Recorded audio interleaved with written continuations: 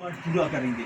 جب Peoples party جب اقتدار میں آ گئی, ہم گئے اپنے قائدین کے پاس, ہم نے کہا کہ ہم نے وہ جو لیبر کانفرنس بلایا تھا, اس کا جو اعلامیہ جاری کیا تھا, وہ پاکستان کے مرکزی جو سیکرٹری جنرل تھا اپنا جہانگیر بدر کو ہم نے باقاعدہ بریفنگ کیا, بریف دیا اس پر, اور باقاعدہ اس کو پیش کیا. محترمہ ادھر آ گئی, وہاں پہ ان کو وہ دے دیا.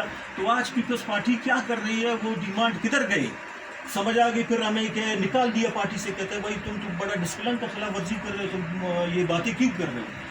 تو کہنے کا مطلب ہے آج ہمیں چاہیے کہ اس حقیقت کو ہم دیکھیں, اس سے ہم آنکھیں نہیں چرائیں.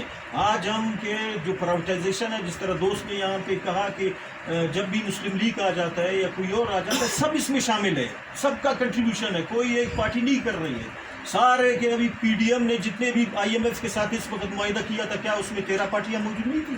کیا اس میں کومپرس پارٹیاں موجود نہیں تھی؟ کیا اس میں بڑے پارٹیاں موجود نہیں تھی؟ سارے تھے.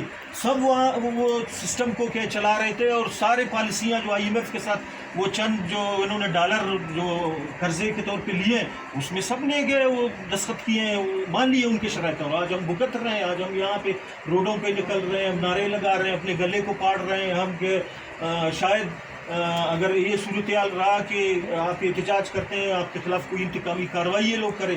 تو یہ میرا خیال یہ ہے کہ پارٹیوں کو ان چیزوں کو دیکھنا چاہیے. میں سمجھتا ہوں کہ سب سے بڑی جو طاقت ہے وہ محنت کش طبقہ ہے. محنت کش طبقہ اگر اپنی طاقت کو سمجھتا ہے, کیونکہ اس نظام کو کوئی چند مٹیبر بیوروکریسی یا کہ کوئی حکمران, کوئی کہ کیا کہتے ہیں جو جرنیل ہے یا جو ججز ہے, چاہے وہ دوسرے ہیں, وہ نہیں چلا رہے. سردار نواب نہیں چلا رہے, اس محنت کش طبقہ چلا رہا ہے. اپنی بجلی کو منقطع کرے, اس کو جام کرے,